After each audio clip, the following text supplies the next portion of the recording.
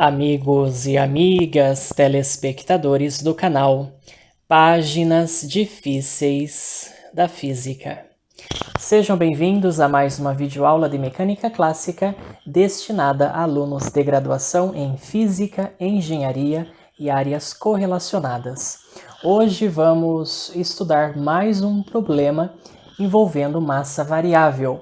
Na verdade, esse problema que nós iremos estudar hoje é uma outra versão do problema da corrente em queda, que nós já resolvemos na aula passada, tá certo, pessoal? Na videoaula passada. Essa aula eu vou me basear naquele mesmo artigo, só que é a versão 1, tá certo? The Dynamical of a Falling Chain 1. Na videoaula passada a gente usou o artigo 2, a segunda parte desse artigo, para resolver aquele problema envolvendo a queda da corrente. Vamos ver então, pessoal, que problema é esse e qual é a semelhança e qual é a diferença, né?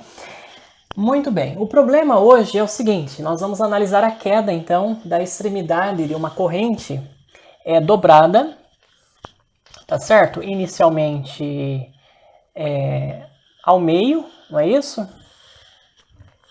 Então eu tenho uma corrente, pessoal, de comprimento L e densidade linear de massa ρ, constante. Isto é, essa corrente é homogênea. Então ela está dobrada pela metade, então o comprimento aqui é L sobre 2 e aqui é L sobre 2. Então esta aqui é a configuração inicial, tá certo, do meu sistema. Ambas as extremidades estão no mesmo nível, uma está livre, aqui alguém está segurando essa ponta, e aqui está fixado nesse suporte, tá certo? Nesse apoio. Nós vamos querer calcular várias coisas aqui, por exemplo, a velocidade dessa corrente, tá certo? A equação horária da posição, o tempo que leva para ela cair, tá certo? Bom, isso aqui no instante de tempo t. No instante de tempo posterior, pessoal, o que acontece? Então vamos supor que essa extremidade da corrente, ela caiu uma distância que eu vou chamar de x, tá certo? Uma altura que eu vou chamar de x. E nós vamos, nesse momento, aplicar, tá certo? O princípio da conservação da energia para determinar a velocidade e por conseguinte, o tempo que leva para a extremidade dessa corrente cair, de uma distância x aí arbitrária, tá certo? Muito bem. Eu vou então aplicar o princípio da conservação da energia, que diz que a energia mecânica inicial é igual à energia mecânica final, tá certo?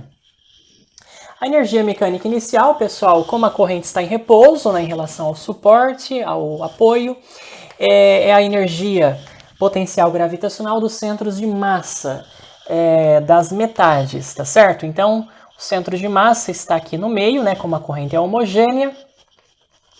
Então, a energia potencial gravitacional do centro de massa em relação ao nível zero, que eu vou estabelecer aqui em cima, Então, aqui vai ser o nosso nível zero de energia potencial gravitacional. É a massa dessa parte aqui, dessa metade esquerda, multiplicado pela aceleração da gravidade, multiplicada pela altura do centro de massa relativo ao nível zero. Está abaixo do nível zero, então a energia potencial é negativa. Então vai ficar menos a massa, que é o produto da densidade linear da corrente pelo seu comprimento. O comprimento dessa parte aqui, a metade esquerda, inicialmente L sobre 2, a aceleração da gravidade vezes a altura do centro de massa relativa ao nível zero, que é a metade de L sobre 2, ou seja, L sobre 4. Mais a energia potencial gravitacional do centro de massa da metade direita, que tem a mesma expressão, Então é negativo menos a massa, densidade linear vezes o comprimento, L sobre 2, vezes G, vezes a altura, que é 1/4 do comprimento L da corrente, tá bom? Vamos então somar esses termos.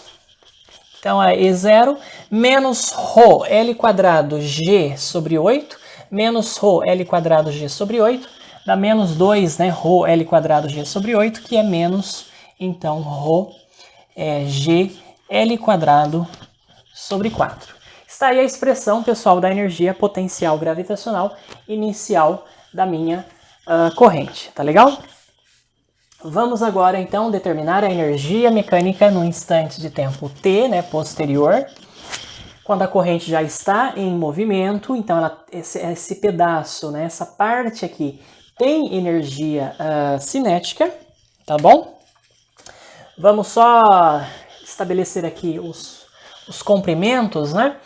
Então, vamos lá. Esse pedaço aqui, ele tinha um comprimento L sobre 2, né? Mas, né, com a queda dessa corrente, como ela caiu aqui uma distância x, então esse comprimento aqui, ele aumenta, né, L mais x, tá bom, pessoal? Como a gente vai querer aqui, vai ter que usar a energia potencial gravitacional do centro de massa, eu já vou colocar então aqui na metade, né? E essa distância aqui, portanto, vai ser então L mais x sobre 2, né? É a altura do centro de massa relativa ao nível zero. E aqui, o que acontece? Aqui está o centro de massa dessa metade, né, ou melhor, dessa parte direita.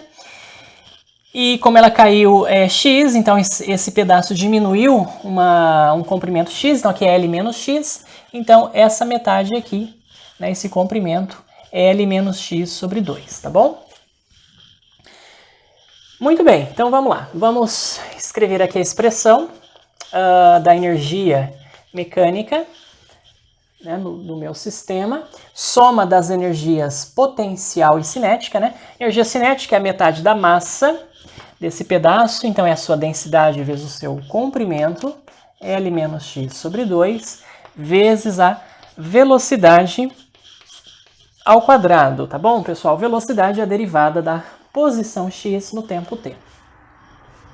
Mais a soma das energias potenciais dos centros de massa, né, dos pedaços que são negativos, menos ρ, vamos fazer primeiro para esse pedaço aqui.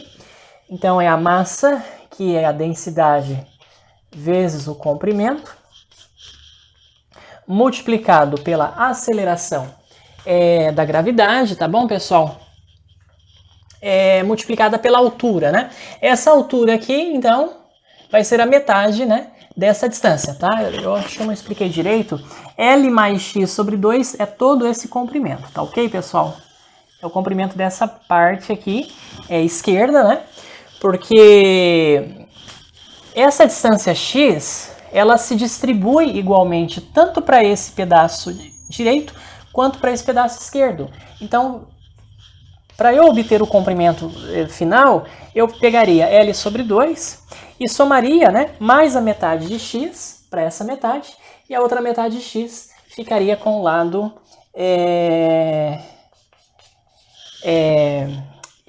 direito, tá bom, pessoal? Então aqui lado esquerdo, né? E aqui lado direito. Então é L mais x sobre 2, tá? O comprimento desse pedaço, L menos x sobre 2 desse pedaço. E aqui a altura, né, do centro de massa, então é a metade dessa distância. Então, ou seja, L mais x sobre 4. Legal? Espero que tenha ficado claro isso para vocês. E agora nós temos ainda a energia potencial gravitacional do centro de massa da metade do lado da parte direita. Então, densidade linear vezes o comprimento, L menos x sobre 2, aceleração da gravidade vezes a altura. Aqui, pessoal, um cuidado, né? A altura do centro de massa relativa ao nível zero. Então, é x mais esse pedaço. Esse pedaço é a metade de L menos x sobre 2, ou seja, L menos x sobre 4. Então, eu tenho L menos x sobre 4 mais x, tá legal? Isso aqui vai ficar quanto? Vai ficar L, aqui vai ficar 4x, né, menos x mais 3x. Então, ou seja, L sobre 4 mais 3 quartos de x, né? L mais 3x sobre 4 é a altura do centro de massa da parte direita relativa ao nível zero de energia potencial, tá bom? Muito bem, eu vou agora melhorar um pouco isso aqui, eu vou aplicar a distributiva, né? Vamos escrever então a expressão da energia mecânica como sendo meio de ρ L menos x sobre 2. Eu vou colocar, pessoal, vamos colocar assim, ó. Já vamos multiplicar esses dois, né? Então isso aqui vai ficar ρ sobre 4, L menos x, dx dt ao quadrado. Tem ρg aqui, tem ρg aqui. Vou colocar em evidência.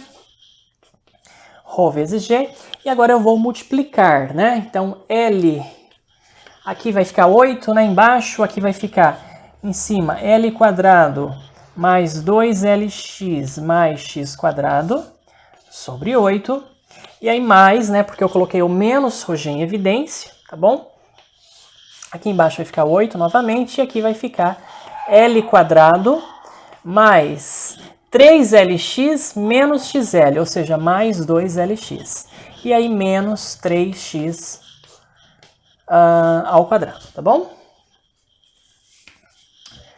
Muito bem. Então, ou seja, vamos escrever essa expressão como sendo ρ sobre 4, L menos x, derivada da posição x no tempo ao quadrado, menos, notem, pessoal, que aqui eu tenho um 2L quadrado, eu tenho um 4LX e eu tenho um menos 2x quadrado. Então, eu vou simplificar por 2 em cima e embaixo. Então, embaixo vai ficar 4. Eu vou colocar esse 4 embaixo do ρg. E aqui, então, vai ficar L quadrado mais 2LX menos x ao quadrado, tá bom? Então, está aí a expressão, tá, da energia mecânica num instante de tempo posterior, né, com a corrente em queda, tá, em função da distância que ela caiu, né, que é a distância x. Tá legal? E agora, estabelecendo, então, aplicando o princípio da conservação de energia, nós estabelecemos, então, que a energia potencial energia mecânica inicial, que é menos ρg L quadrado sobre 4, é igual à energia mecânica final do sistema 1/4 de ρ L menos x dx dt ao quadrado menos ρg sobre 4 L2 mais 2LX menos x ao quadrado. Notem que aqui eu tenho menos ρg L quadrado sobre 4, que cancela com esse termo aqui, tá bom? E aqui eu já vou isolar, né, esse menos ρg sobre 4, 2lx menos x quadrado, vou transferir para o lado esquerdo e, portanto, escrever a minha expressão como sendo... eu não quero apagar, pessoal, aqui a expressão da energia mecânica inicial, tá? Talvez a gente pode usá-la mais tarde, é menos ρg L quadrado sobre 4.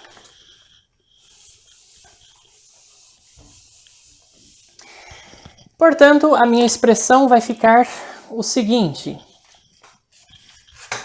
Nós vamos ficar com o seguinte, eu vou escrever primeiro esse termo, ρ sobre 4, L menos x, dx dt ao quadrado, tá bom? E isso aqui é igual, vamos lá. Esse termo vai ser menos... Aqui, pessoal, eu vou colocar o x em evidência, tá bom? Então, isso aqui vai ficar ρg sobre 4 vezes x. Aqui eu vou colocar em evidência x 2L menos x, tá bom? Porque eu coloquei esse termo para o lado de lá, passou, então trocou o sinal, né? E coloquei o x em evidência, tá? Uma questão de estética, né? De organização, 2L menos x, tá bom? Ora, eu tenho ρ sobre 4 dos dois lados, então isso aqui cancela, e já vou aproveitar então para isolar o meu dx dt, que é a velocidade, né, da extremidade dessa corrente. Então essa velocidade, que é a derivada da posição no tempo, tá? Já vou extrair a raiz quadrada.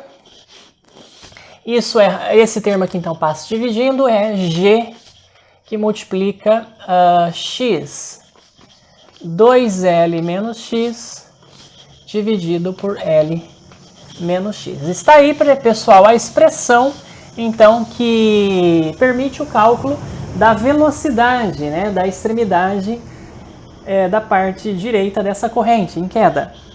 Depende, obviamente, de x, de L e de g, né? Não é isso? Muito bem. Então, fizemos aí a primeira, o primeiro item desse problema, que é achar essa velocidade. Agora, eu quero, a partir dessa expressão, eu consigo determinar o tempo, tá bom? Que leva para essa extremidade cair, né? De uma certa distância. Bom, então agora nós vamos para a nossa segunda tarefa, que é determinar esse tempo, né? Isso aqui, pessoal, é uma equação diferencial, né, de primeira ordem, tá certo? É bastante tranquila de resolver por separação de variáveis. Então, eu vou ficar com o seguinte. Esse raiz de g aqui, né, não depende de x. Então, eu vou juntar com o dt, tá bom? Então, eu já vou deixar aqui do lado... Esse dt passa para lá, então vai ficar raiz de g vezes dt. Que eu vou deixar aqui do lado esquerdo, tá bom? E esse dx, então, sobre essa raiz, né, desse termo aqui. Então, vai passar dividindo, né, a raiz de x, 2L menos x sobre L menos x, fica embaixo do dx. Eu posso inverter, então escrever como raiz de L menos x sobre x, 2L menos x vezes dx, tá bom? E agora, pessoal, eu consigo, então, integrar ambos os lados dessa minha equação. A integral em t vai de 0 até t, né? De 0 até t. E a integral em x vai de 0 até um x arbitrário, tá bom? A integral do lado esquerdo é imediata, né? Ela é trivial, então vai ficar raiz de g vezes t. E aqui, pessoal, a integral do lado direito, ela não é imediata, tá? Ela não é trivial. Bom, e claro, né, porque a natureza do problema ela não é simples, tá? E aí nós vamos aqui fazer uma substituição de variáveis, tá? Mediante uma substituição de variável particular, nós conseguimos transformar essa integral numa integral elíptica, que a gente já estudou, né? A gente já viu vários problemas que caem, cuja solução envolve integral elíptica. Inclusive, nós temos o curso de Octave, né, em que eu faço um comentário sobre essas integrais, a gente resolve essas integrais no Octave, tá? E qual que é essa substituição de variável que a gente vai fazer? A gente, então, vai substituir o x, né, pelo L, que é o comprimento da corrente, vezes aqui o seno quadrado de um parâmetro, que nós vamos chamar de φ, né? Então, a integral nós vamos transformar da variável x para a variável φ, né? Onde esse φ é o arcosseno da raiz quadrada de x sobre L, né? Depende de x sobre L, tá certo? E aí vocês vão ver que essa integral vai ficar bem mais simples. Já vamos aproveitar aqui, pessoal, e calcular o nosso dx, a diferencial de x, né? Então é L, diferencial de seno quadrado é 2 seno de φ, cosseno de φ vezes dφ, tá bom? Bom, eu vou ter que escrever aqui embaixo, porque senão eu não vou ter espaço. Vamos fazer aqui a nossa mudança de variável. Então, x é L, seno quadrado de φ, o nosso dx é L, 2 seno φ, derivada do seno cosseno φ, pela regra da cadeia, é dφ. Então, isso aí vai ficar, então, a minha integral, tá? Bom, quando o x é zero, né, o seno quadrado de φ é zero, e, portanto, o seno de φ é zero, portanto, φ é zero. E quando x é x, né, seno quadrado de φ vai ser x sobre L, ou seja, φ é o arcosseno da raiz de x sobre L. Eu vou chamar de um θ, tá bom? Que é exatamente aquilo ali, né? E aí, aqui vai ficar, então, raiz quadrada L menos x, Então, L menos o x já tem L, vou colocar o L em evidência, tá? Aí vai ficar 1 menos seno quadrado de φ. Vocês já estão vendo, né, que essa mudança de variável é bastante inteligente, bastante esperta, tá? Dividido por x, que é L seno quadrado de φ, vezes 2L, pessoal. 2 vezes L, né? Menos x. O x já tem L, eu vou colocar o L em evidência. Então, já vou colocar o L aqui fora, em evidência. E aqui vai ficar 2, né? Menos seno quadrado de φ. Tá legal? E agora, vezes a nossa diferencial de x, que é 2L seno φ cosseno φ de φ. Tá bom? Muito bem. Vamos continuar aqui, então.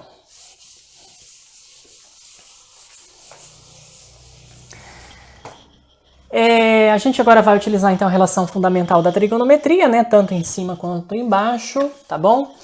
Antes disso, algumas coisas vão cancelar aí, outras eu posso colocar fora da integral. Então, aqui vai ficar raiz de g vezes t. Notem o seguinte, pessoal. Vamos ver aqui a questão dos L's, né? Aqui embaixo eu tenho L quadrado, tá bom? Em cima eu tenho L, então vai ficar 1 sobre L. Só que aqui fora eu tenho L, né? Então, L sobre raiz de L, tá? Eu posso colocar esse L dentro da raiz, como L quadrado, e vai ficar a raiz de L. E esse 2 também sai, né? Então, sai da integral 2 raiz de L, tá certo? 2 raiz de L. O que mais que sai da integral? Nada mais, né? Então, aqui a gente tem a integral de 0 a θ. Notem o seguinte, 1 menos seno quadrado é o cosseno ao quadrado, tá bom? Que sai da raiz como cosseno de φ, multiplicado por esse cosseno de φ fora, cosseno quadrado de φ. Aqui eu tenho um seno quadrado de φ dentro da raiz, que é seno de φ, que cancela com esse seno de φ, tá bom? E embaixo eu vou ficar com raiz, a priori, de 2 menos seno quadrado de φ, mas é muito estranho, muito feio deixar, né? 2 menos seno quadrado de φ. O que eu posso fazer? 2 menos seno quadrado de φ, eu volto para cosseno de φ. Como? Seno quadrado, pessoal, é 1 menos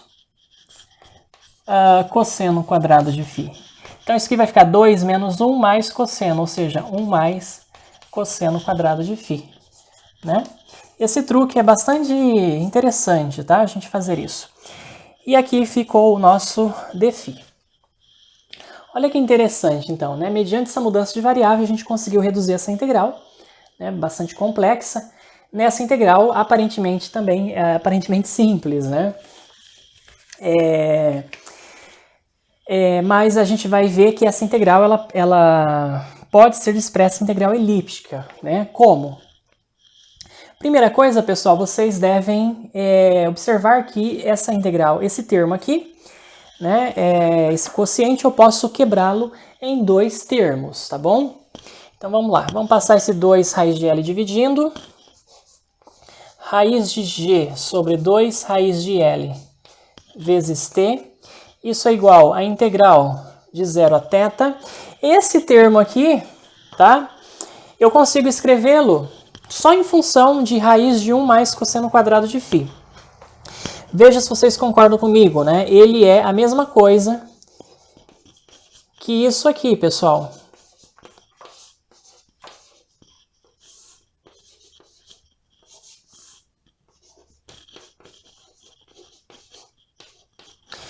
Né? Porque raiz de 1 mais cosseno quadrado de φ menos 1 sobre raiz de 1 mais cosseno quadrado de φ, tirando o mínimo é raiz de 1 mais cosseno quadrado de φ, aí multiplicando esse por esse, né, fica 1 mais cosseno quadrado de φ menos 1.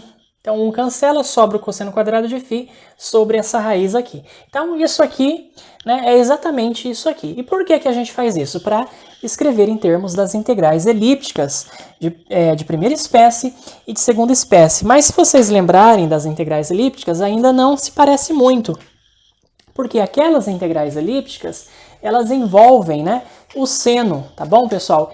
E aí, então, o que eu faço? Agora eu vou voltar para seno de φ,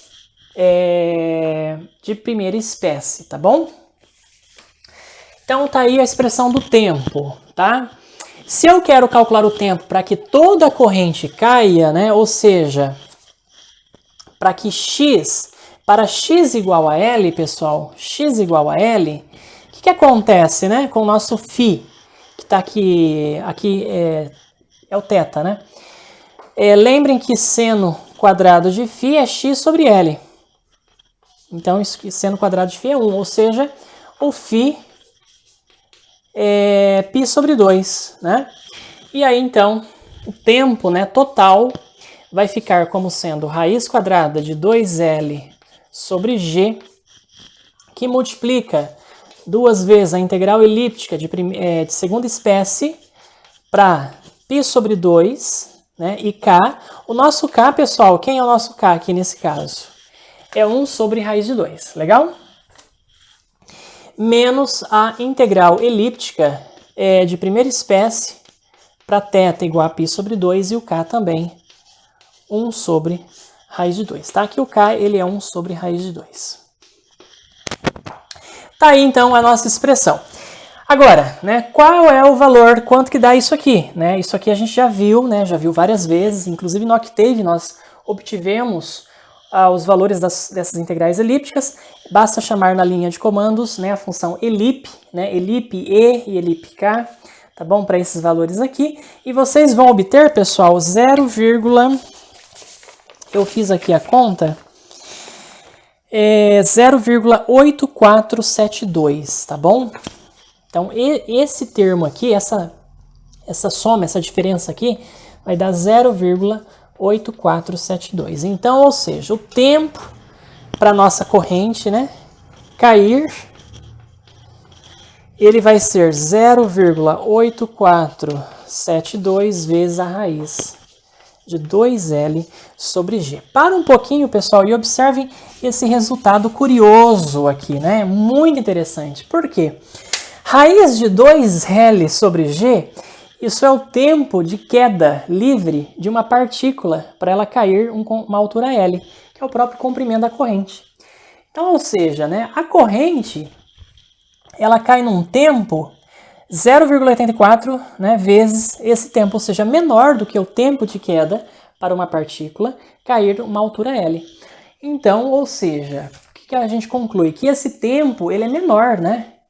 Ele é menor do que o tempo de queda livre para uma partícula cair à altura L. 84%, né, daquele tempo, tá bom? Por quê, né, pessoal? Porque a corrente ela é um corpo extenso, tá certo? E aqui, então, o tempo é menor do que o tempo de queda livre para a partícula cair de uma altura L.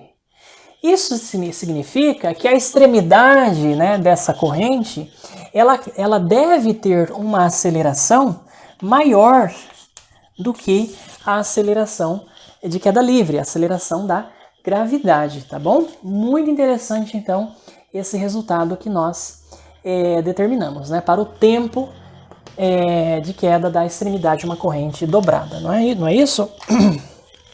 Muito bem. Para a gente finalizar então essa aula, pessoal, eu quero fazer mais uma coisa aqui com vocês, que é o seguinte: a gente agora vai fazer análise dinâmica, né, das forças aqui nessa corrente, tá bom? E eu quero uma expressão para a equação horária, né, a equação diferencial da posição dessa corrente, e também queremos descobrir a força que a corrente exerce aqui no suporte, tá bom? Eu vou apagar então essas coisas aqui, que nós não precisamos mais. Eu só vou deixar registrado então essa expressão aqui do tempo, tá bom? Para vocês. Vamos colocar aqui.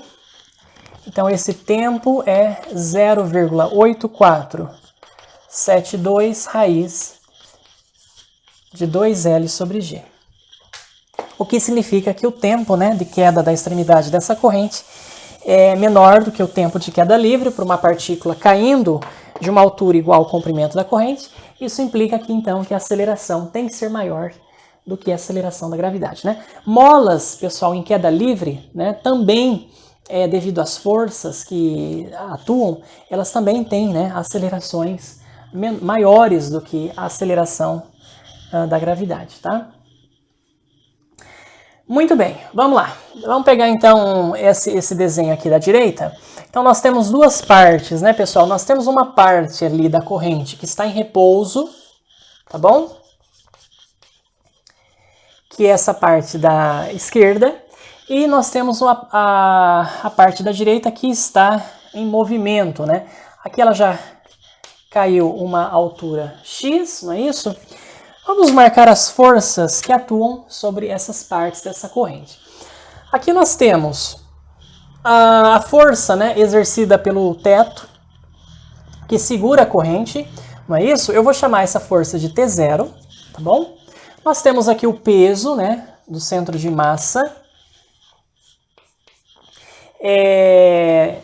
dessa parte, que é, então, a massa, que é a densidade linear de massa vezes o seu comprimento, L mais x sobre 2, vezes g, né, a aceleração da gravidade. E ainda aqui nós temos a força tensora, tá bom, pessoal? Para baixo, né, que eu vou chamar de T1, não é isso? Aqui é a mesma coisa, aqui nós temos o peso, né, dessa parte, tá bom? De comprimento L menos x, vamos colocar aqui, L menos x sobre 2, aqui L mais x sobre 2.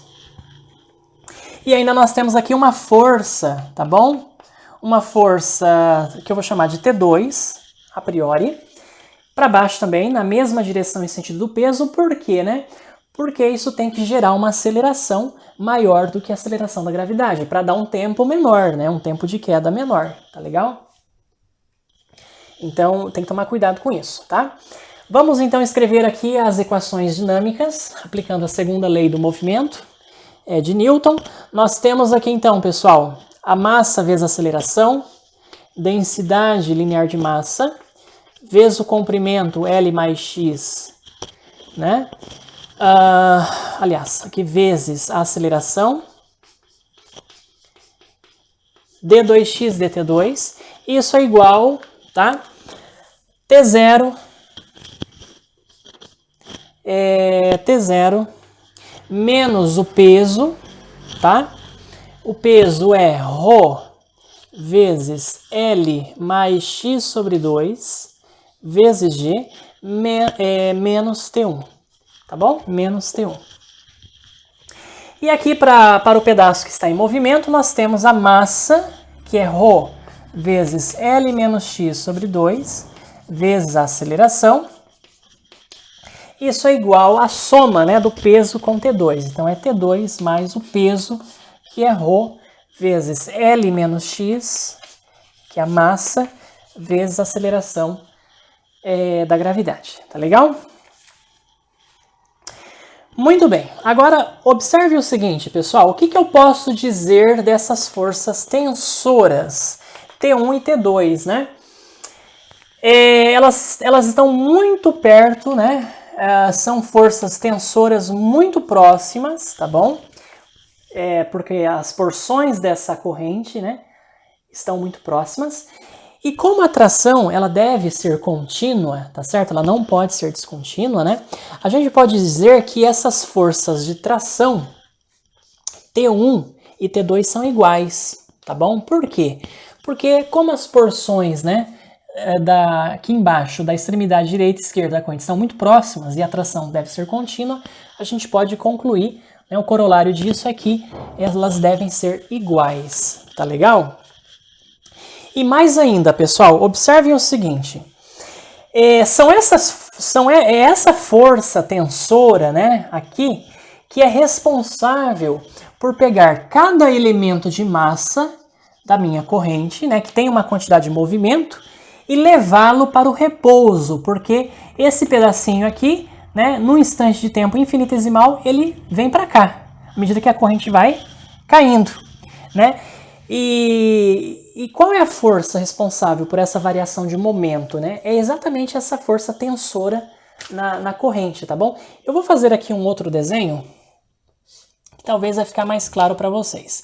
Então eu tenho aqui num instante de tempo t, né, uma situação hipotética. Então vamos pegar aqui um elemento, né,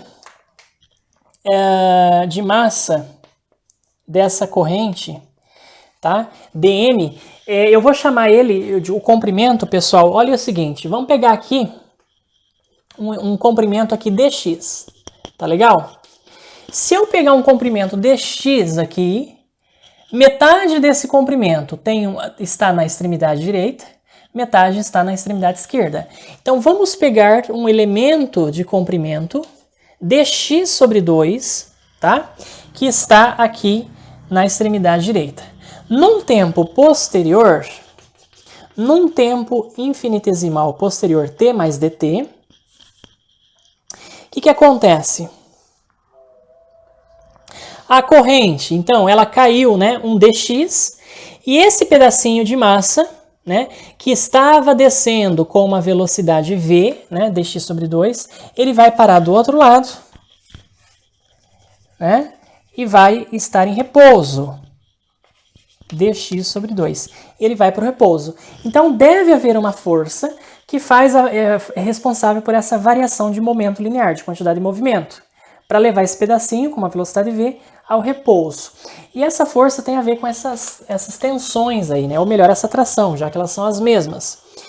A variação de quantidade de movimento desse elemento de massa, de comprimento dx sobre 2, é a sua massa, então ρ vezes dx sobre 2, vezes a velocidade, tá bom, pessoal? Menos, tá certo? Por quê? Porque a quantidade de movimento final é zero, né? Já que esse elemento foi para o repouso. Então, a variação de momento é o momento final, que é nulo, menos a quantidade de movimento inicial, ou seja, menos ρ dx sobre 2v. Mas lembrem que esse v, né, também é um dx dt, e, portanto, né, eu tenho a soma dessas duas forças, T1 mais T2, tá bom? Então, vamos supor que eu tenho aí um T1 mais T2, né? A soma dessas duas forças, que atuam nas partes direita e esquerda dessa corrente, é responsável pela segunda lei de Newton, pela variação do momento no tempo, né? Ou seja, dp dt, isso que vai ficar menos ρ sobre 2 dx dt vezes v. Mas v é dx dt também, não é isso? Então, isso aqui vai ficar menos ρ sobre 2 dx dt ao quadrado, tá legal? Mas, aquilo que a gente disse, essas forças tensoras devem ser iguais, né? Então, T1 deve ser igual a T2. E, portanto, né, se T1 é igual a T2, aqui a gente tem 2T1 ou 2T2. E, portanto, T1 igual a T2, que vai ser igual, então, a metade disso, né? Ou seja, menos ρ sobre 4 dx dt ao quadrado, pessoal. Com esta informação aqui, que é bastante importante, né, é a expressão para o cálculo dessa tensão, tração na corrente, nós conseguimos, então, melhorar essas expressões aqui. Tá legal? Muito bem. Eu vou ter que apagar algumas coisas aqui, então.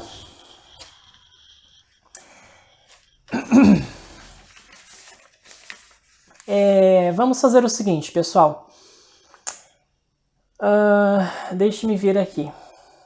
O que a gente pode fazer? Vamos pegar essa equação.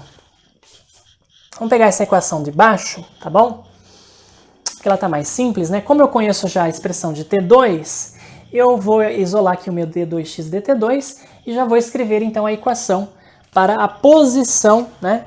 Eu vou ter que apagar aqui, infelizmente, para a posição da minha corrente no tempo, tá bom? Então, aqui, ó, nota o seguinte, aqui eu tenho, então, um menos ρ sobre 4 dx dt ao quadrado. Esses ρ's vão cancelar. Multiplico tudo por 2, tá bom? E divido por L menos X, a minha equação horária, portanto, vai ficar d2x dt2 igual... aqui, pessoal, vai ficar G, né? Porque esse termo aqui cancelou. Menos, né?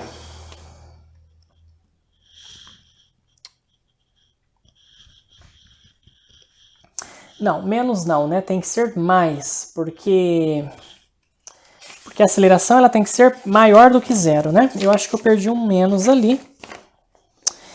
Na verdade aqui, pessoal,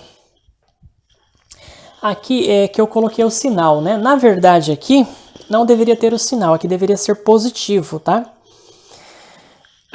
Porque os sentidos dessas forças de tração estão corretos, né? Então aqui, quando eu calculei o dp/dt, ou melhor, só o dp, esse dp já é, né, ρ sobre 2 dx dt vezes v, tá bom? Ou melhor, é ρ sobre 2 dx vezes v só.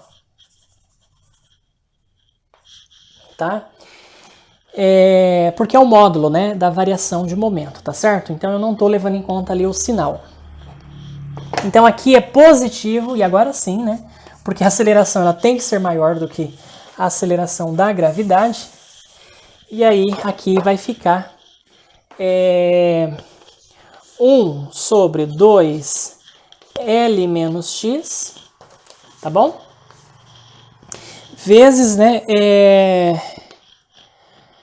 aqui o meu dx dt ao quadrado. Tá aí, pessoal, esta aqui é a expressão, então, da equação diferencial de movimento da minha corrente, né, em função do tempo, tá legal?